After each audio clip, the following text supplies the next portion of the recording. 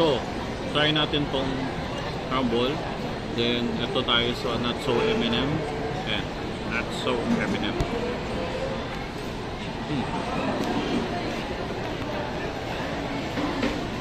Not bad. 100 pesos lang to. Tapos, meron akong libreng small size.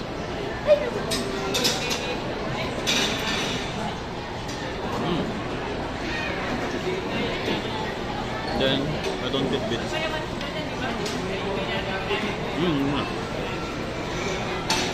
You know what?